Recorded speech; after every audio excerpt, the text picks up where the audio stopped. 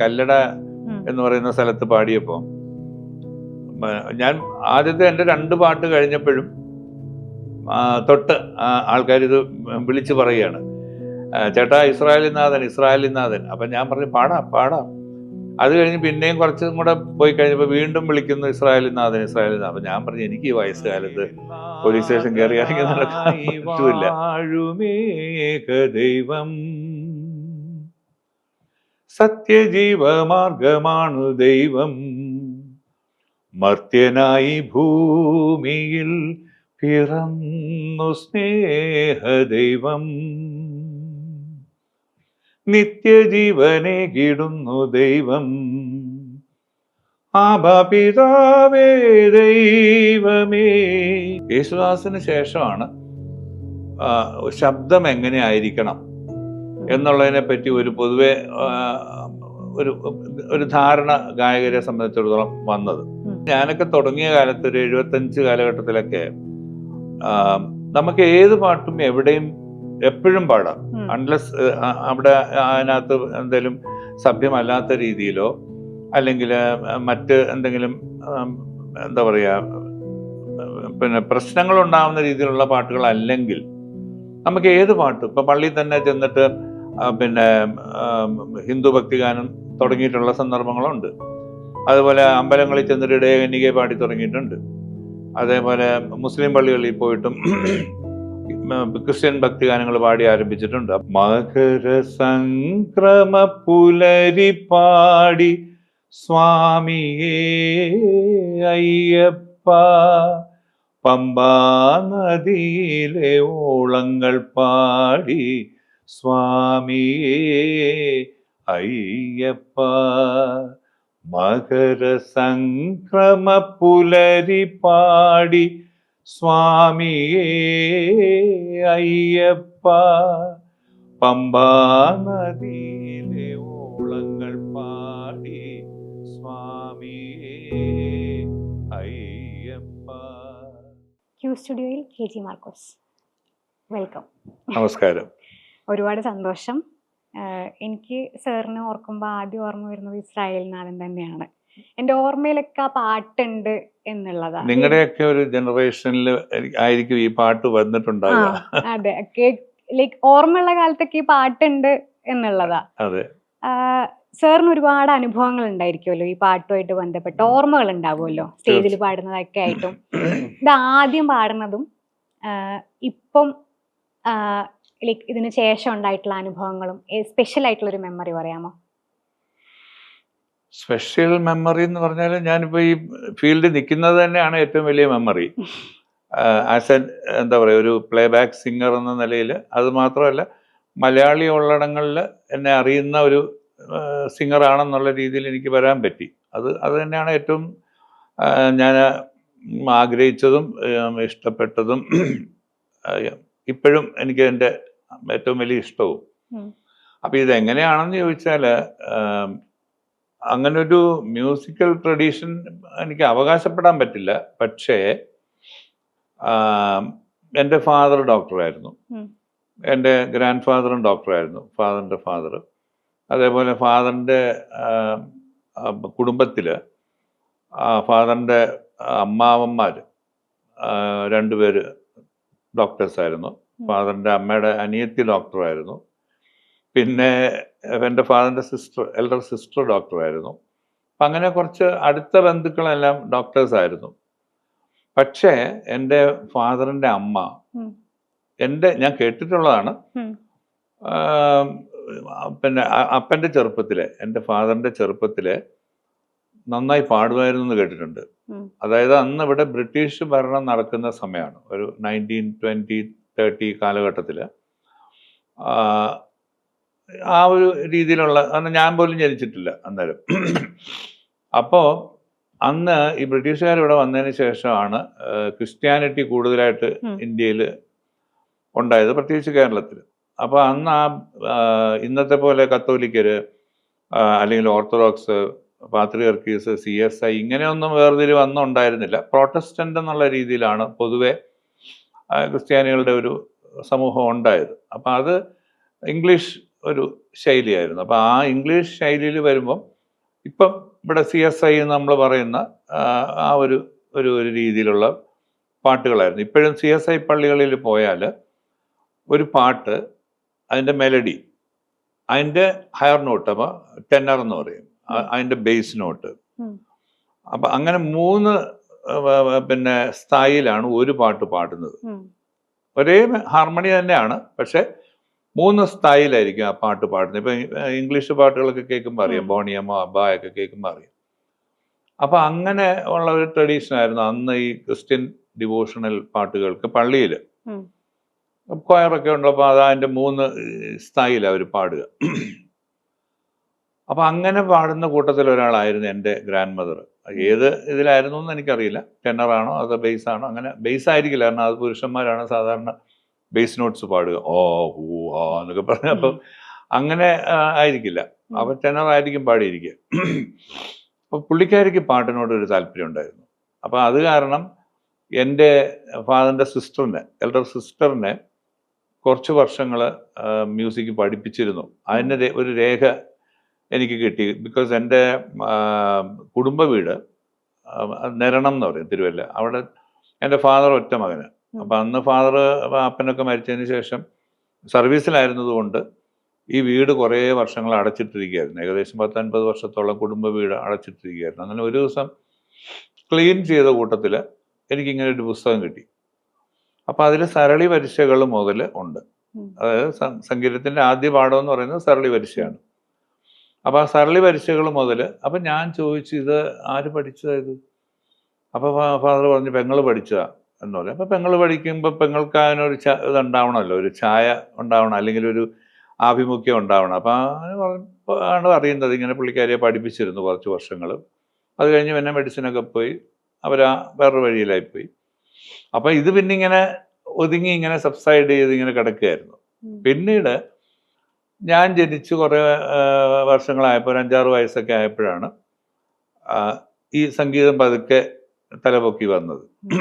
അപ്പം അന്ന് ഞങ്ങൾ തിരുവനന്തപുരത്ത് താമസിക്കുന്ന സമയം, എൻ്റെ ഫാദർ തിരുവനന്തപുരം മെഡിക്കൽ കോളേജ് ആരംഭിക്കുന്ന കാലം മുതൽ 1950 മുതൽ തിരുവനന്തപുരം മെഡിക്കൽ കോളേജിലുണ്ടായിരുന്ന ഒരു ഡോക്ടറാണ്. അപ്പം ഞങ്ങൾ താമസിച്ചിരുന്നത് കേശവദാസപുരം എന്ന് പറയുന്ന സ്ഥലത്താണ്. അപ്പം ഞങ്ങളുടെ വീടിനോട് ചേർന്ന് തന്നെ ഒരു തിയേറ്റർ ഉണ്ടായിരുന്നു അന്ന്, അതായത് 1960-65 കാലഘട്ടത്തിൽ. അപ്പം ഈ തിയേറ്ററിൽ നിന്ന് അന്ന് എപ്പോഴും, അതായത് മാറ്റിനി, ഫസ്റ്റ് ഷോ, സെക്കൻഡ് ഷോ, ഇങ്ങനെ ഈ 3 നേരം പാട്ടുകൾ വെക്കും. അതൊരു അരമണിക്കൂർ 3/4 മണിക്കൂറൊക്കെ ഇങ്ങനെ. ഇപ്പം മാറ്റിനിക്കാണെങ്കിൽ മാറ്റിനി തുടങ്ങുന്നതിന് ഒരു മണിക്കൂർ മുമ്പ് തൊട്ട് ഇങ്ങനെ പാട്ടുകൾ വെക്കും. അത് കഴിഞ്ഞ് ഫസ്റ്റ് ഷോയ്ക്ക് വെക്കും. അപ്പം ഈ പാട്ട് ഞാൻ ദിവസവും ഇങ്ങനെ കേട്ടോണ്ടിരിക്കുകയല്ലേ. അപ്പം ഇത് ഉള്ളിൽ കിടന്ന സംഗീതമായിരിക്കാം, ഞാൻ അതിനൊപ്പം പാടാൻ തുടങ്ങി. പാട്ട് കേൾക്കുന്ന പറഞ്ഞാൽ ഞാനും എൻ്റെ കൂടെ വീട്ടിലിരുന്ന് പാടും. അങ്ങനെ അതൊരു ശീലമായിട്ട് മാറി. ദിവസവും ഞാൻ മിനിമം ഒരു 1-1.5 മണിക്കൂർ കണ്ടിന്യൂസ് ആയിട്ട് എവിടെയെങ്കിലും ഇരുന്ന് പാടും. അത് പിന്നെ തിരുവനന്തപുരത്ത് നിന്ന് ഫാദർ ട്രാൻസ്ഫറായി പോയതിന് ശേഷവും അത് തുടർന്നു. അങ്ങനെയാണ് ഈ സംഗീതം എൻ്റെ തൊണ്ടയിലേക്ക് വരുന്നത്. കാരണം ഈ പ്രാക്ടീസ് എന്ന് പറയുന്നതാണ് ശരിക്കും പറഞ്ഞാൽ, പിന്നെ ഇപ്പം നമ്മൾ ശാസ്ത്രീയ സംഗീതം പഠിക്കുന്നതെന്ന് പറഞ്ഞാൽ അതിൻ്റെ ബേസിക് ആയിട്ടുള്ള കാര്യങ്ങളാണ്. സ്വരസ്ഥാനങ്ങൾ, ശ്രുതി, താളം, ഇങ്ങനെയുള്ള കാര്യങ്ങൾക്കാണ് നമ്മൾ മെയിനായിട്ട് പഠിക്കുന്നത്. പിന്നെ അതിലേക്ക് കൂടുതലായിട്ട് ഇൻവോൾവ് ആവുന്നവരാണ് അതിൻ്റെ കണക്കും കാര്യങ്ങളും ഒക്കെ, ഒരുപാട് കാര്യങ്ങൾ, ചിട്ടവട്ടങ്ങളൊക്കെ ഉണ്ട്. പക്ഷെ ബേസിക്കലി നമുക്ക് ശ്രുതി, താളം, അങ്ങനെയുള്ള കാര്യങ്ങളൊക്കെ അറിയാൻ വേണ്ടിയിട്ടാണ് ഇത് പഠിച്ചു തുടങ്ങിയത്. അപ്പം അന്നേരം എനിക്ക് പഠിക്കാൻ പറ്റിയിരുന്നില്ല. ആ ഒരു കാലഘട്ടത്തിൽ അന്ന് പഠിത്തത്തിനാണ് ഇമ്പോർട്ടൻസ്. പ്രത്യേകിച്ചും ക്രിസ്തീയ കുടുംബങ്ങളിൽ സംഗീതമൊക്കെ ഇഷ്ടമാണെങ്കിലും അതിലേക്ക് വിടാൻ താല്പര്യം ഉണ്ടായിരുന്നില്ല. കാരണം ആർട്ടിസ്റ്റുമാരുടെ ജീവിതം അങ്ങനെ ആയിരുന്നു. ഒരു സമയത്ത് വളരെ കഷ്ടപ്പാടും കുറച്ച് അഴിഞ്ഞ ജീവിതങ്ങളൊക്കെ ആയിരുന്നു. അപ്പം അതുകൊണ്ട് പൊതുവെ വിടാനൊരു മടി പൊതുവെ ആ കുടുംബങ്ങളിലൊക്കെ ഉണ്ടായിരുന്നു. അപ്പം അത് എന്നെയും ബാധിച്ചു. അപ്പം പഠിത്തത്തിനായിരുന്നു മുഖ്യം. പക്ഷെ ഞാൻ ഈ 1 മണിക്കൂർ എങ്ങനെയെങ്കിലും എവിടെയെങ്കിലും ഇരുന്ന് പാടും. ഒരു മുറിയുടെ മൂലയ്ക്ക് ഇരുന്ന് 1 മണിക്കൂറെങ്കിലും ഞാൻ പാടും. അപ്പോൾ കുറച്ച് എക്കോ കിട്ടും ഒരു മുറിയുടെ മൂലയ്ക്ക് പോയിരുന്ന് പാടുമ്പോൾ. അപ്പം അതിങ്ങനെ എൻ്റെ ചെവിയിൽ ഇങ്ങനെയൊക്കെ എപ്പോഴും, അതായത് ദാസേട്ടൻ്റെ ആദ്യകാല പാട്ടുകൾ, അതായത് ശകുന്തളയിലെ പാട്ട്, കായംകുളം കൊച്ചുണ്ണി, ഭാര്യ, അങ്ങനെയുള്ള കുറേ സിനിമകളിലെ പാട്ടുകളാണ് ഞാൻ ആദ്യം കേൾക്കുന്നത്. അപ്പം അതെൻ്റെ ചെവിയിൽ അന്നും ഉണ്ട്, ഇപ്പോഴും ഉണ്ട്. അതിങ്ങനെ കണ്ടിന്യൂ ചെയ്ത് പിന്നെ ഫുൾ ടൈം അത് തന്നെ ഒരു ഭ്രാന്ത് പോലെ ഇങ്ങനെ ഞാൻ പാട്ട് 2-3 പ്രാവശ്യമൊക്കെ കേട്ടാൽ പഠിക്കുമായിരുന്നു.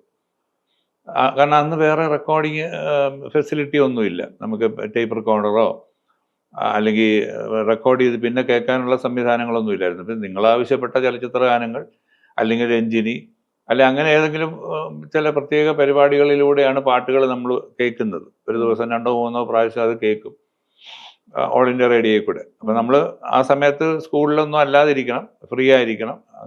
പക്ഷെ കിട്ടുന്ന സമയത്ത് അത് നന്നായിട്ട് ശ്രദ്ധിച്ചത് പഠിക്കുമായിരുന്നു. അപ്പം ആ ഒരു ഇന്നത്തെ പിള്ളേരെ പോലെ നമുക്ക് എന്താ പറയുക പിന്നെ എപ്പോഴെങ്കിലും കേൾക്കാം എന്നുള്ള രീതിയിൽ പോകാൻ പറ്റത്തില്ലായിരുന്നു. അപ്പം അത്രയ്ക്കും കീനായിരുന്നു. ഞാൻ മാത്രമല്ല, അന്നത്തെ ജനറേഷൻ മൊത്തം. ഒരു പാട്ട് കേട്ടാൽ അതിൻ്റെ മിക്കവാറും എല്ലാ ഭാഗങ്ങളും എല്ലാവരും പാടാൻ അറിയാത്തവർ പോലും പഠിച്ചു വെക്കും. എവിടെയാണ് നന്നായിട്ട് ആ പാട്ടിൻ്റെ ഏറ്റവും നല്ല ഭാഗം ഏതാണ്, അല്ലെങ്കിൽ അത് വേറെ ആൾ പാടുമ്പം അത് ശരിയായോ ഇല്ല എന്നൊക്കെയുള്ള കാര്യങ്ങൾ കേൾവിക്കാർ പോലും പറയുമായിരുന്നു അന്ന്. അത്ര കീനായിരുന്നു. ഇന്നിപ്പോൾ അതല്ല. ഇപ്പം നമ്മളൊരു പാട്ട് കേട്ടോണ്ടിരിക്കുമ്പം ചിലപ്പോൾ 4 വരി കഴിയുമ്പോൾ നമുക്ക് വേറെ എന്തെങ്കിലും, അല്ലെ ഒരു കോള് വന്നു, അല്ലെങ്കിൽ വേറെ എന്തെങ്കിലും ആവശ്യം അവിടെ നിർത്തിയിട്ട് നമ്മൾ പിന്നെ എപ്പോഴെങ്കിലും കേൾക്കാമെന്ന് വിചാരിച്ചു പോകും. മറ്റേ അതല്ലായിരുന്നു. ആ പാട്ട് തീരുന്നവരെ നമ്മളിരുന്ന് ആ പാട്ടിനെ പഠിച്ചിട്ടായിരുന്നു എല്ലാവരും, പാട്ടുകാരും കേൾവിക്കാരും എല്ലാവരും. അപ്പം അതുകൊണ്ട് പാട്ടുകൾ നമ്മൾ എന്താ പറയുക, ആസ്വാദനമായിരുന്നു മെയിൻ. ഇന്നത്തെ പോലെ അല്ല. ഇന്നിപ്പോൾ നമ്മൾ ശരീരം കൊണ്ട് ആസ്വദിക്കുന്നു, അന്ന് നമ്മൾ മനസ്സുകൊണ്ട് ആസ്വദിക്കുന്നു. 2-3-4 പ്രാവശ്യം കേൾക്കുമ്പോൾ അത് പഠിക്കുന്നു. ഇന്നിപ്പോൾ അങ്ങനെ പഠിക്കുന്നില്ല ആരും. പക്ഷെ അതിൻ്റെ ഒരു താളത്തിലും ഓളത്തിലും നമ്മളങ്ങ് ഇൻവോൾവ് ആയി പോവാണ്. അപ്പം അങ്ങനെയാണ് ഞാൻ ഈ സംഗീതത്തിലോട്ട് വരുന്നത്. പിന്നീട് വർഷങ്ങൾക്ക് ശേഷം അച്ഛനിങ്ങനെ 2-3 ട്രാൻസ്ഫറായി ഞങ്ങൾ കൊല്ലത്ത് വരുന്നു. 72-ൽ കൊല്ലത്ത് അച്ഛൻ വരുന്നു. അപ്പം ഞങ്ങൾ താമസിക്കുന്ന വീടിൻ്റെ തൊട്ടടുത്ത വീട്ടിൽ യേശുദാസ് വരും. അപ്പം അദ്ദേഹം സിനിമയിൽ വന്നിട്ട് 10 വർഷമായിട്ടുള്ളൂ. 61-ലാണ് അദ്ദേഹം സിനിമയിലേക്ക് വരുന്നത്. അപ്പം ഞാൻ അദ്ദേഹത്തെ കാണുന്നത് 72-ലാണ്. അപ്പം അദ്ദേഹത്തിൻ്റെ ഒരു നല്ല പ്രൈം ടൈമിലേക്ക് അദ്ദേഹം വരുന്ന ഒരു സമയത്താണ് ഞാൻ അദ്ദേഹത്തെ കാണുന്നത്. അപ്പം ഞാൻ അന്ന് 10ാം ക്ലാസ്സിലാണ് കണ്ട് പഠിക്കുക. 15 വയസ്സേ ഉള്ളൂ. അപ്പം എന്നേക്കാൾ 17 വയസ്സ് മൂപ്പനാണ് പുള്ളി. അപ്പം 32-33 വയസ്സ് കാണുമായിരിക്കാം അന്ന്. അപ്പം അന്ന് ഇതാണ് യേശുദാസ് എന്നുള്ള ആ ഒരു ഫീല് ആണ് എന്നെ സംബന്ധിച്ചിടത്തോളം എനിക്കുണ്ടായത്. കാരണം നമ്മൾ കേൾക്കുന്ന ആ ഒരു ശബ്ദം, റേഡിയോയിലൂടെയൊക്കെ നമ്മൾ കേൾക്കുന്ന ആ ഒരു ശബ്ദം ഈ ഇദ്ദേഹത്തിൻ്റെ ആണ് എന്ന് റിയലൈസ് ചെയ്തപ്പോൾ എന്താ പറയുക, അതൊരു ഒരു വല്ലാത്തൊരു മൊമെൻ്റ് ആയിരുന്നു. അപ്പം അന്ന് അദ്ദേഹത്തിൻ്റെ കൂടെ ഒരു ഗാനമേള കേൾക്കാനായിട്ട് പോയി. അപ്പം അവിടെ ചെന്നപ്പം മണ്ണ് നുള്ളിയിട്ട് താഴെ പോവില്ല, അത്ര ജനം. അപ്പോൾ ചെന്നിറങ്ങിയപ്പം മുതൽ ഇദ്ദേഹത്തെ ഓരോരുത്തർ തൊട്ട് നോക്കുന്നു, ഷെയ്ക്ക് ഹാൻഡ് കൊടുക്കുന്നു. അപ്പം അങ്ങനെയൊക്കെ കണ്ടു കഴിഞ്ഞപ്പോഴത്തേക്കും വിചാരിച്ചു ഇത് മതി. അങ്ങനെയാണ് ഞാൻ സംഗീതം അങ്ങ് തീരുമാനിച്ചത്. പിന്നെ അങ്ങോട്ട് അതിന് വേണ്ടിയുള്ളൊരു പ്രയത്നം ആയിരുന്നു. പ്രീ ഡിഗ്രിക്ക് അച്ഛൻ ഡോക്ടറായതുകൊണ്ട് സെക്കൻഡ് ഗ്രൂപ്പ് എടുത്തു. ഡോക്ടർ ആവണം എന്നൊക്കെ വിചാരിച്ചു. പക്ഷേ നമുക്ക് ചെറിയ പ്രായത്തിൽ പോലീസുകാരനാവണമെന്ന് തോന്നും, ഡോക്ടറാവണമെന്ന് തോന്നും, ഇങ്ങനെ പല പല ആഗ്രഹങ്ങളാണല്ലോ. ഡ്രൈവർമാരാവണമെന്ന് തോന്നും, വണ്ടിയൊക്കെ ഓടിക്കുന്ന കാണുമ്പോൾ ഇത് കൊള്ളാം. അപ്പം എന്ന് പറഞ്ഞ പോലെ ഒരു തീരുമാനം ആണ് എന്ന് വേണമെങ്കിൽ വിചാരിക്കാം. പക്ഷെ അത് പിന്നെ അങ്ങ് ഉറപ്പിച്ചു. യേശുദാസിൻ്റെ ആ ഒരു പെർഫോമൻസ് കണ്ടപ്പം സംഗീതം മതി, ബാക്കി ജീവിതം എന്ന് വിചാരിച്ചിട്ട് അങ്ങനെ പിന്നെ ഞാൻ പ്രീ ഡിഗ്രി തോറ്റതൊരു കാരണം കൂടിയാണ്. അത് കഴിഞ്ഞ് പിന്നെ ഞാൻ ഡിഗ്രിക്ക് കൊമേഴ്സ് ആയിരുന്നു. അപ്പം അപ്പനും ഒരു മനപ്രയാസമായി. കാരണം പിന്തുടർച്ച ആയിട്ട് ആരുമില്ല. അന്നത്തെ കാലത്ത് ഞാൻ പറഞ്ഞില്ലേ, സംഗീതം കൊണ്ട് ജീവിക്കാം എന്ന് വിചാരിച്ചാൽ ബുദ്ധിമുട്ടായിരുന്നു ഒരു സമയത്ത്. അപ്പം ഇവൻ എവിടെ ചെന്നെത്തും എന്നൊക്കെയുള്ള വീട്ടുകാരുടെ പേടിയും, അങ്ങനെ ഒരു സമയം അത് ഏതായാലും പിന്നെ തരണം ചെയ്തു. ഇന്നിപ്പോൾ ഈ കാണുന്ന പോലെയൊക്കെ ആയി. അങ്ങനെയാണ് സംഗീതത്തിൻ്റെ തുടക്കം. ഇപ്പം യേശുദാസ് സാറിനെ കുറിച്ച് പറഞ്ഞതുകൊണ്ട് ഞാൻ പലപ്പോഴും പറഞ്ഞു കേട്ടിട്ടുണ്ട്, കുറേ എന്താ പറയുക മെമ്മറീസ് ഉണ്ടാവുമല്ലോ. ഇങ്ങനെ പാടും, ഈ ശബ്ദം യേശുദാസ് സാർ ഇവിടെ എത്തുമ്പം ഇങ്ങനെയാണ് പാടുക എന്നൊക്കെ സാറ് പറഞ്ഞു കേട്ടിട്ടുണ്ട്. അപ്പൊ അത്രത്തോളം നിരീക്ഷിച്ചിട്ടുണ്ടാവുമല്ലോ ഒരാള് എങ്ങനെയാ പാടുക എന്നുള്ളത്. അത് ഏത് പോയിന്റ്സിലാണ് ഓക്കെ ഇവിടെ ഈ ശബ്ദമാണ് ഉപയോഗിക്കുന്നത്, ഇവിടെ തുറന്നാണ് പാടുന്നത്, ഇവിടെ അടഞ്ഞാണ് പാടുന്നത് എന്നൊക്കെ അല്ല, തിരിച്ചറിയാൻ? അത് ഒബ്സർവേഷൻ എന്ന് പറയുന്നത് ഏതൊരു പിന്നെ ഗായകനെ സംബന്ധിച്ചും പ്രത്യേകിച്ച് ഉം. നമ്മൾ ശബ്ദം കൊടുക്കുന്ന രീതികൾ ഇന്നിപ്പം ഇന്നത്തെ കുട്ടികൾക്ക് ഇപ്പോൾ റഹ്മാൻ തരംഗം ഒക്കെ വന്നതിന് ശേഷം ഒരു 90, 95, 2000 മുമ്പ് അതുവരെ ഒരു പിന്നെ പാട്ട് സംഗീതം എന്ന് പറയുമ്പോഴത്തേക്കും നമുക്കൊരു ഒരു തീരുമാനം അല്ലെങ്കിൽ ഒരു വിലയിരുത്തലുണ്ടായിരുന്നു. പ്രത്യേകിച്ച് യേശുദാസിൻ്റെ ഒക്കെ കാലം ആയപ്പോഴത്തേക്കും. അതിനു മുമ്പും പാട്ടുകൾ ഉണ്ടായിട്ടുണ്ട്, പാട്ടുകാരും ഉണ്ടായിട്ടുണ്ട്, അറിവുള്ള സംഗീത എന്താ പറയുക ഗായകരുണ്ടായിട്ടുണ്ട്, അതൊക്കെ ശരിയാണ്. പക്ഷെ യേശുദാസിന് ശേഷമാണ് ശബ്ദം എങ്ങനെയായിരിക്കണം എന്നുള്ളതിനെ പറ്റി ഒരു പൊതുവെ ഒരു ധാരണ ഗായകരെ സംബന്ധിച്ചിടത്തോളം വന്നത്. അപ്പം അതിനകത്ത് ഡെപ്ത്, വോയിസിൻ്റെ ഒരു ഡെപ്ത് എന്ന് പറയുന്ന ഒരു സംഭവമുണ്ട്. മറ്റേതല്ല, പണ്ടൊക്കെ അങ്ങനെ ഇന്ന പോലെ ആയിരിക്കണം ശബ്ദം എന്നുള്ളതിന് ഒരു ഡെഫിനിഷൻ ഒന്നും ഉണ്ടായിരുന്നില്ല. അങ്ങ് പാടുകയാണ്, എല്ലാവരും പാടുകയാണ്. പ്രത്യേകിച്ച് ഇപ്പോൾ ചെമ്പൈ വൈദ്യനാഥ ഭാഗവതരുടെയൊക്കെ പാട്ടുകൾ കേൾക്കുമ്പം ഇന്നത്തെ ജനറേഷൻ ആണെങ്കിൽ ചിലപ്പം അന്ന് ആ പാട്ടുകൾ കേൾക്കുമ്പം ആക്സെപ്റ്റ് ചെയ്തു എന്ന് വരില്ലായിരുന്നു. കാരണം എന്ന് വെച്ചാൽ അദ്ദേഹത്തിനൊന്നും അങ്ങനെ ശബ്ദത്തിലല്ല, അവരുടെ ഭാവനയിലും അവരുടെ എന്താ പറയുക ആലാപന ശൈലിയിലും സ്പീഡ് അങ്ങനെയൊക്കെയുള്ള ഒരുപാട് കാര്യങ്ങളിലായിരുന്നു അവർ ശ്രദ്ധ കേന്ദ്രീകരിച്ചിരുന്നത്. അല്ലാതെ ശബ്ദത്തിലൂടെ അല്ലായിരുന്നു ആളുകളെ കൂടുതലായിട്ട് കോൺസെൻട്രേറ്റ് ചെയ്തത്. അപ്പം അങ്ങനെ വരുമ്പോഴത്തേക്കും അവർ ശബ്ദം അങ്ങനെ നോക്കിയിരുന്നത് ഇങ്ങനെ പാടുന്ന ഒരു കാലഘട്ടം ഉണ്ട്. പക്ഷേ ദാസേട്ടൻ വന്നതിന് ശേഷം വാതാപി ഗണപതിം ഭജേ ഹം വാതാപി ഗണപതിം ഭജേ, ഇങ്ങനെ ആ ഒരു ഡെപ്തും അതിൻ്റെ അകത്തൊരു കൺട്രോളും കുറേ കാര്യങ്ങൾ കൊണ്ടുവന്നു. അപ്പം ആ സംഗീതം ഇഷ്ടമില്ലാത്തവർ പോലും അദ്ദേഹത്തിൻ്റെ കച്ചേരിക്ക് പോകാൻ തുടങ്ങി. മറ്റേതല്ല, കച്ചേരി എന്ന് പറയുമ്പോൾ ആളുകൾക്കൊരു മടുപ്പായിരുന്നു.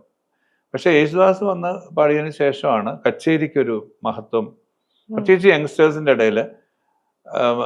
പിന്നെ ഏത് ഇതെടുത്ത വാതാപി മാത്രമല്ല ഞാൻ പറഞ്ഞത്, കച്ചേരി എന്ന് പറയുമ്പോൾ അതിനൊരു ഒരു മഹത്വം കൊണ്ടുവന്നത് ദാസേട്ടൻ്റെ ആലാപന ശൈലിയിലൂടെയാണ്. അപ്പം അത് പിന്നെ ബോറടിക്കുന്നുമില്ല ആളുകൾക്ക്. ആ കച്ചേരിയുടെ ഒരു ഇതിലേക്ക് വരുമ്പോഴത്തേക്കും ആളുകൾ സാധാരണ അതിൻ്റെ കണക്കും കാര്യങ്ങളൊക്കെ വരുമ്പോൾ ബോറടിക്കും.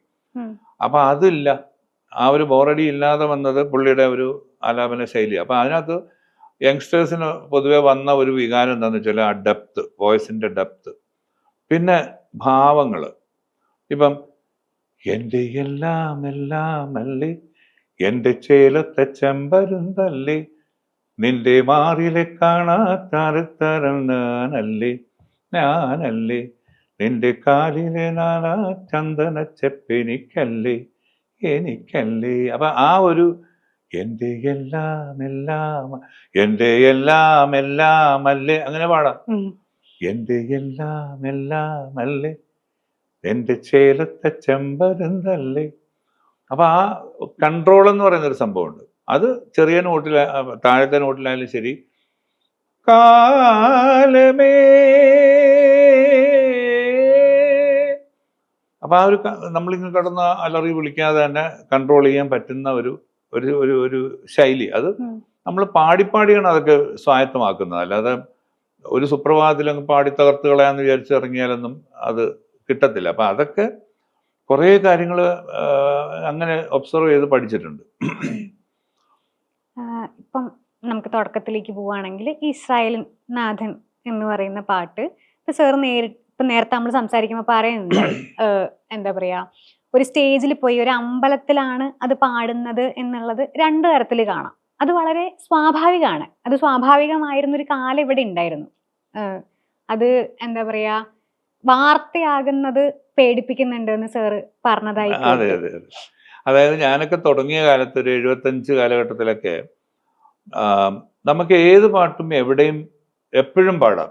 അൺലെസ് അവിടെ അതിനകത്ത് എന്തെങ്കിലും സഭ്യമല്ലാത്ത രീതിയിലോ അല്ലെങ്കിൽ മറ്റ് എന്തെങ്കിലും എന്താ പറയുക പിന്നെ പ്രശ്നങ്ങളുണ്ടാകുന്ന രീതിയിലുള്ള പാട്ടുകളല്ലെങ്കിൽ നമുക്ക് ഏത് പാട്ടും ഇപ്പം പള്ളിയിൽ തന്നെ ചെന്നിട്ട് പിന്നെ ഹിന്ദു ഭക്തിഗാനം തുടങ്ങിയിട്ടുള്ള സന്ദർഭങ്ങളുണ്ട്.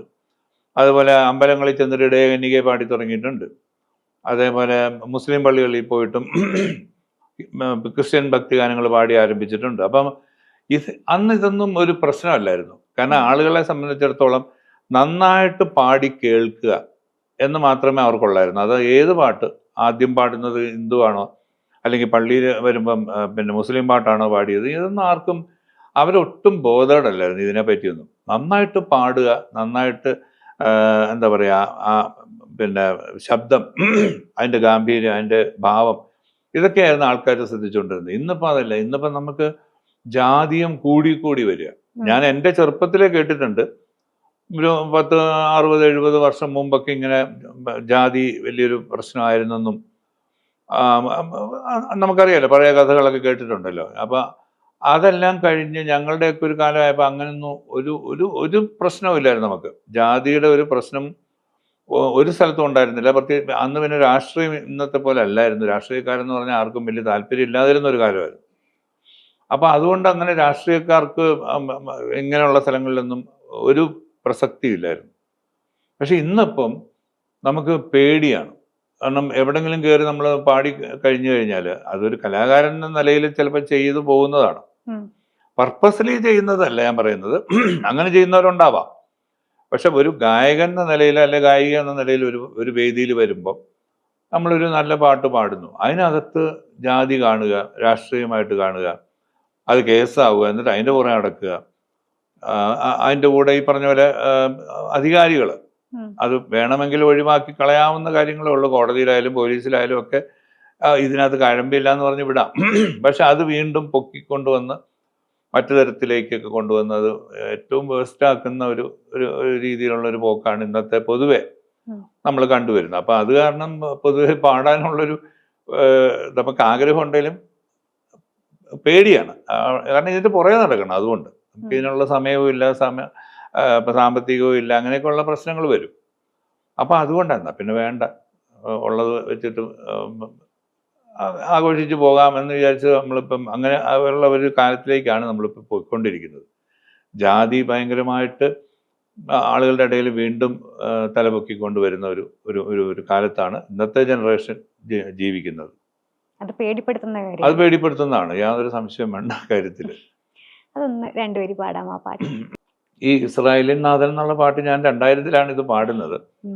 അന്ന് ഇതുപോലെ അതിൻ്റെ പല ഭാഷയിൽ, അത് തമിഴ്, തെലുങ്ക്, ഒറിയ, കന്നഡ, ഇങ്ങനെ ഒരു 4-5 ഭാഷയിലത് ഇത് രണ്ടാമത് പാടിയിരുന്നു വേറെ ഗായകർ.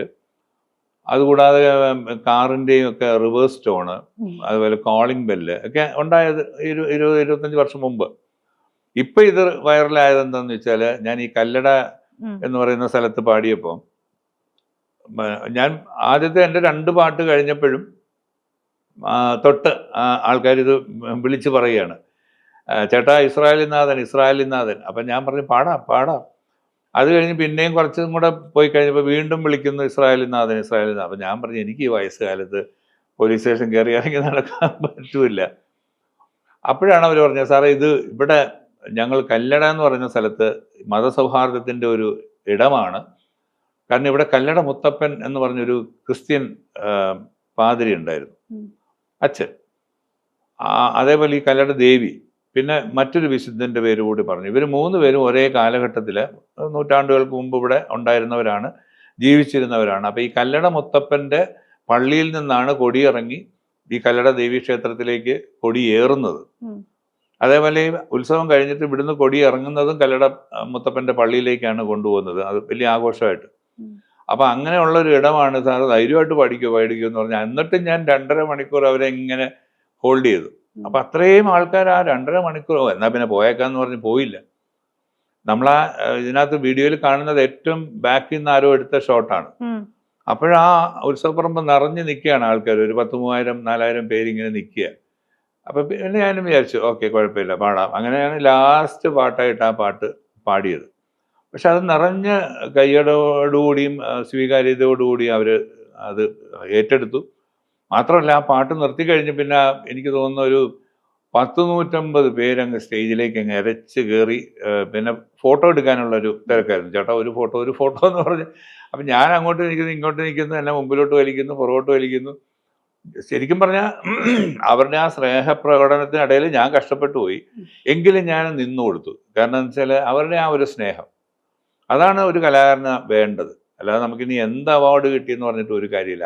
അവരുടെ മനസ്സിൽ നമ്മളുണ്ടെങ്കിൽ, ഏത് കലാകാരനും, ഞാൻ മാത്രമല്ല ഏത് കലാകാരനും, എന്നാലേ നമുക്ക് നിലനിൽപ്പുള്ളൂ. ഇപ്പൊ ഈ അവാർഡൊക്കെ വാങ്ങിച്ചിട്ട് വീട്ടിൽ ഇരിക്കുന്ന ഒരുപാട് കലാകാരന്മാർ ഇവിടെ ഉണ്ട്, ഒരു പണിയില്ലാതെ. പക്ഷെ നമ്മളിപ്പോഴും ഈ പ്രായത്തിൽ നമ്മൾ എൻഗേജ്ഡ് ആണ്. അവരുടെ മനസ്സിൽ നമ്മളുണ്ട്.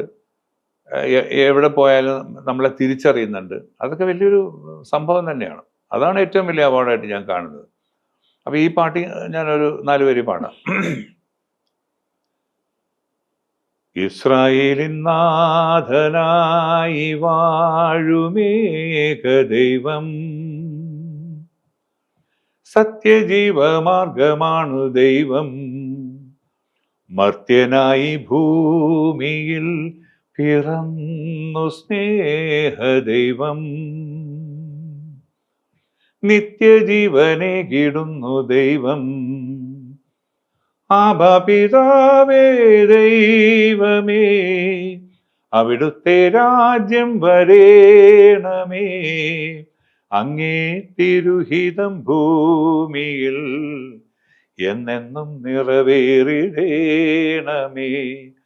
ഇസ്രായേലിൻ നാഥനായി വാഴ് ഏകദൈവം, സത്യജീവമാർഗമാണു ദൈവം, മർത്യനായി ഭൂമിയിൽ പിറന്നു സ്നേഹദൈവം, നിത്യജീവനെ കിടുന്നു ദൈവം.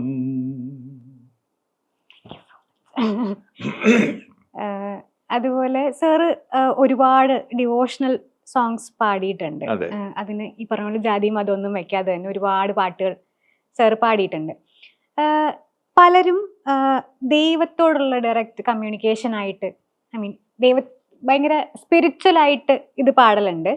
ചിലർക്കത് സംഗീതത്തോടാണ് ഈ ഡിവോഷൻ എന്ന് പറയുന്നത് വരലുണ്ട്. സാർ ഇതിലേതിൽ ആണ്? അതായത് പാട്ടിനോടാണോ? കാരണം ഇപ്പം ഞങ്ങളുടെ ബൈബിളിൽ പറയുന്നത് തപ്പുകൊണ്ടും കിന്നരം കൊണ്ടും ദൈവത്തെ മഹത്വപ്പെടുത്താനാണ് പറയുന്നത്, ആരാധിക്കാനാണ് പറയുന്നത്. അപ്പം സംഗീതം എന്നും ഉണ്ടായിട്ടുണ്ട്.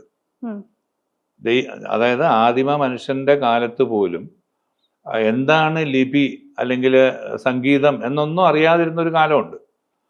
അപ്പം അന്ന് നമ്മുടെയൊക്കെ വിശ്വാസപ്രകാരം മനുഷ്യൻ ഭൂമിയിൽ ജനിക്കുന്നു, അവന് ഒന്നും അറിയില്ല, ശബ്ദം അത് മാത്രം ആണ് ഓരോ മനുഷ്യൻ്റെയും. അതിപ്പോൾ മൃഗത്തിനാണെങ്കിലും അവർക്ക് ലിപിയൊന്നും ഇല്ലെങ്കിലും അവർ മാ എന്ന് കരയാറില്ല. എന്ന് പറഞ്ഞാൽ ആ കരച്ചില് എന്നും എല്ലാ മൃഗങ്ങളിലും മനുഷ്യരിലും ഒക്കെ ഉണ്ടായിട്ടുണ്ട്.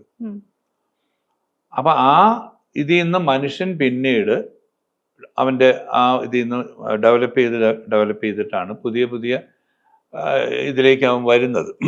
അപ്പൊ അന്ന് ഈ പറഞ്ഞ ദുഃഖങ്ങളോ അല്ലെങ്കിൽ നമുക്ക് ദൈവത്തിൻ്റെ നിന്ന് കിട്ടുന്ന ചില എന്താ പറയുക അനുഗ്രഹങ്ങളോ ഒക്കെ കിട്ടുമ്പോൾ നമ്മളല്ല അന്നത്തെ ജനം ആകാശത്തേക്ക് നോക്കി, അപ്പൊ ആകാശത്താണ് ദൈവം ഇരിക്കുന്നതെന്നുള്ളതാണ് ഇന്നും നമ്മുടെയൊക്കെ കൺസെപ്റ്റ്. അപ്പൊ ആകാശത്തേക്ക് നോക്കി മനുഷ്യൻ ശബ്ദം ഉണ്ടാക്കുമായിരുന്നു ആദ്യകാലങ്ങളിൽ.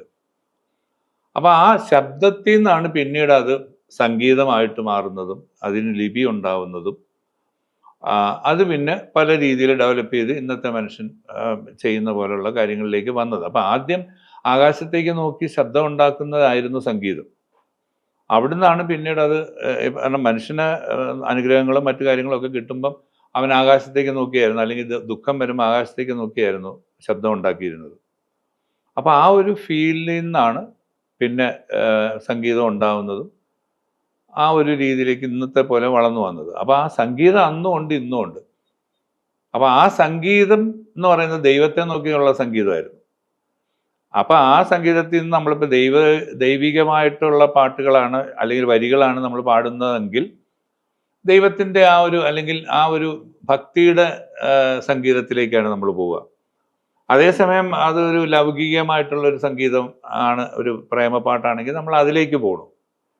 അപ്പൊ എപ്പോഴും സംഗീതത്തിൽ ഈ പറഞ്ഞ ഭക്തിയുണ്ട്, ലൗകികതയുണ്ട്, മറ്റ് അതിൻ്റെ ആ ഒരു ചുറ്റുവട്ടത്തിലുള്ള കാര്യങ്ങളെല്ലാം ഉണ്ട്. അപ്പൊ സംഗീതം എന്ന് പറയുന്നതിന് ഒരു പ്രത്യേക തലം ഉണ്ടെന്ന് എനിക്ക് തോന്നുന്നില്ല. ഭക്തിയാണ് മെയിൻ.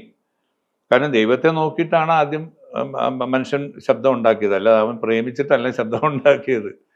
അപ്പൊ പിന്നീടാണ് അതിൽ നിന്ന് വേർതിരിഞ്ഞിട്ട് ഇങ്ങനെ പല പല സംഗീതവും കാര്യങ്ങളും ഒക്കെ വരുന്നത്. അപ്പൊ ആ ഭക്തി ആണ് മെയിനായിട്ട് വരുന്നത്. അത് ഏത് പിന്നെ തലത്തിലാണ് നമ്മൾ വളർന്നു വന്നത്. ഇപ്പം എന്നെ സംബന്ധിച്ചിടത്തോളം ഞാൻ എല്ലാത്തരം പാട്ടുകളും പാടുന്ന ഒരു വ്യക്തിയാണ്. അതിൻ്റെ ബാക്ക്ഗ്രൗണ്ട് പഠിച്ചിട്ടാണ് പാടുന്നത്. അതിപ്പോൾ ഹിന്ദു ഭക്തിഗാനമായാലും മുസ്ലിം പാട്ടായാലും ക്രിസ്ത്യൻ പാട്ടായാലും ഒക്കെ അതിൻ്റെ തലം എന്താണെന്ന് നോക്കിയിട്ട് തന്നെയാണ് പാടുന്നത്. അപ്പോൾ ഭക്തിഗാനം പാടുമ്പോൾ അതിൻ്റെ ഒരു തലത്തിലാണ് പാടുന്നത്. ഇപ്പം ക്രിസ്ത്യൻ ഭക്തിഗാനം പാടുമ്പം നമ്മൾ സാധാരണ സ്തുതി ഗീതമുണ്ട്. പള്ളിയിൽ കുർബാനയ്ക്ക് പാടുമ്പം പാടുന്ന പാട്ടുകൾ. ഇപ്പം ഈ കഷ്ടാനുഭവ ആഴ്ച എന്ന് പറയും. ഇപ്പം ഈ പിന്നെ അതായത് ഈസ്റ്ററിൻ്റെ ആ ഒരു അവസാന ആഴ്ചകളെന്ന് പറയുന്നത് യേശുദേവൻ 50 ദിവസം പിന്നെ വ്രതമെടുത്ത് പിന്നെ ഗാഗുൽത്താ മലയിൽ ഇരിക്കുന്നതും അവിടെ അതിനുശേഷം അദ്ദേഹത്തെ ഭടന്മാർ പിടിച്ചുകൊണ്ട് പോകുന്നതും കുരിശിൽ തറയ്ക്കുന്നതും ഒക്കെയാണ്. അപ്പം ആ ഒരു സമയത്ത് പാടുന്ന പാട്ടുകളിൽ കൂടുതലും ഓശാനയുടെ പാട്ടുകൾ വരാം. അപ്പം അത് കുറച്ച് യേശുവിനെ പിന്നെ ആനയിച്ചു കൊണ്ടുവരുന്ന കുരുത്തോലയും മറ്റ് മരച്ചില്ലകളും ഒക്കെ വഴിയിലൊക്കെ വെതറിയും ജയ് വിളിച്ചും ഒക്കെ കൊണ്ടുവരുന്ന ഒരു സീനിലാണ്. അപ്പൊ അങ്ങനെയുള്ള ഒരു തലത്തിലുള്ള പാട്ടാണ്. ഓശാന ദാവീദിൻ സുതനേ ഓശാന ഓശാന ഓശാന. അതേപോലെ കുരിശിൽ തറച്ചതിന് ശേഷമാണെങ്കിൽ യേശുവിൻ്റെ വിലാപമായിട്ടുള്ളതുണ്ട്. അതല്ലെങ്കിൽ ഈ പറഞ്ഞ പോലെ ആ ഒരു സാഹചര്യം, അദ്ദേഹത്തെ കുരിശിൽ തറയ്ക്കാൻ കൊണ്ടുപോകുമ്പോൾ ഉള്ള ഒരു സാഹചര്യം. അപ്പം അതിൽ ഉണ്ടായിരുന്ന ചില പിന്നെ വികാരം നമ്മുടെ മനസ്സിലൂടെ നമ്മൾ എങ്ങനെയാണ് പ്രകടിപ്പിക്കുന്നത്, അത് പാടുമ്പോൾ അങ്ങനെയുള്ളൊരു രീതിയിലുള്ള ഒരു വോയിസ് മോഡുലേഷൻ ആയിരിക്കും. ഇപ്പം ഉദാഹരണത്തിന് ഇപ്പം ഞാൻ ഈ അടുത്ത സമയത്ത് പാടിയൊരു പാട്ട്, കണ്ണീരാൽ തേങ്ങിയില്ലേ ധരണിയെന്ന് മോഹമായി കേണില്ലേ വാനമെന്ന്, യാഗമായി ത്യാഗമായി പുത്രനീശോ അമ്മ തന്നുള്ളിലെ നൊമ്പരമായി മർത്യന്റെ ഉള്ളിലെ സന്താപമായി, കണ്ണീരാൽ തേങ്ങിയില്ലേ ധരണിയെന്ന് മോഹമായി കേണില്ലേ വാനമെന്ന്, യാഗമായി ത്യാഗമായി പുത്രനീശോ അമ്മ തന്നുള്ളിലെ നൊമ്പരമായി മർത്യന്റെ ഉള്ളിലെ സന്താപമായി. അപ്പൊ ആ ഒരു ഫീലിലാണ് അങ്ങനെയുള്ളൊരു പാട്ട് പാടുന്നത്. അപ്പൊ ഓരോന്നിനും ഓരോ തരം പിന്നെ ഫീലാണ്. അപ്പൊ അത് ഞാൻ പറഞ്ഞില്ല, ഇപ്പം ക്രിസ്തീയ ഗാനത്തോടെ സംബന്ധിച്ചിടത്തോളം ഉള്ള കാര്യമാണ് ഞാൻ പറഞ്ഞത്. ഇപ്പൊ ഒരു ഹിന്ദു ഭക്തി ഗാനം പാടുന്നതെങ്കിൽ ഇപ്പൊ ഒരുപാട് അയ്യപ്പ പാട്ടുകൾ ഞാൻ പാടിയിട്ടുണ്ട്. അപ്പൊ അത് എല്ലാ തരം ഉണ്ട്. പക്ഷെ പെട്ടെന്ന് ഞാൻ അയ്യപ്പൻ്റെ പറഞ്ഞതെന്ന് വെച്ചാൽ ഇപ്പം അങ്ങോട്ട് സീസൺ കഴിഞ്ഞതേ ഉള്ളൂ. 1, 2 ഞാൻ പാടിയതിൽ എനിക്ക് ഇഷ്ടമുള്ളൊരു പാട്ടാണത്. അപ്പോൾ മല സീസണ് വേണ്ടിയിട്ട്, അയ്യപ്പ സീസണ് വേണ്ടിയിട്ട് പാടിയൊരു പാട്ടാണ്.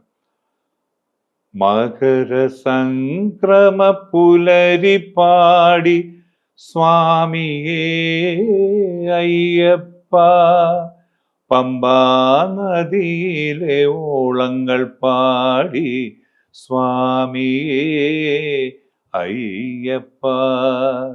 മകര സംക്രമ പുലരി പാടി സ്വാമിയേ അയ്യപ്പ.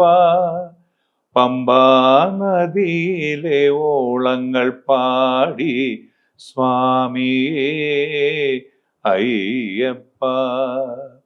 അപ്പൊ ആ ഒരു വികാരത്തിലാണ് ആ പാട്ട് പാടുന്നത്. അപ്പൊ മാപ്പിള പാട്ട് പാടുമ്പോൾ ഏത് തരത്തിലുള്ള പാട്ട്, അവിടെയും ഈ പറഞ്ഞ പോലെ ക്രിസ്ത്യൻ പാട്ടുകൾ പാടുന്ന പോലെ 3-4 തരം വെറൈറ്റീസ് ഉണ്ട്. അതായത് നബി യുദ്ധത്തിന് പോകുമ്പം ഉള്ള പാട്ടുണ്ട്, ബദർ പാട്ട്, അതേപോലെ നമ്മൾ ഈ പറഞ്ഞ പ്രേമപ്പാട്ട്, അങ്ങനെയൊക്കെയുള്ള കുറേ വെറൈറ്റീസ് അതിനകത്തും ഉണ്ട്. അപ്പൊ ആ ഏത് തരമാണ് നമ്മൾ പാടുന്നതെന്ന് വെച്ചാൽ അതനുസരിച്ചിട്ട് ആണ് ആ വോയിസ് മോഡുലേഷൻ കൊടുക്കുന്നത്. ഇപ്പം അറബിയും മലയാളവും എല്ലാം കൂടെ ചേർന്ന് വരുന്ന രീതിയിലുള്ളൊരു പാട്ട് കുറച്ച് വർഷങ്ങൾക്ക് മുമ്പ് ഞാൻ പാടിയായിരുന്നു. അതിൽ അപ്പം ആ അറബിക് ടച്ച് എന്ന് പറയുന്നത് എല്ലാം ഹാഫ് നോട്ട്സിലാണ് കൂടുതലും എൻഡ് ചെയ്യുന്നത്.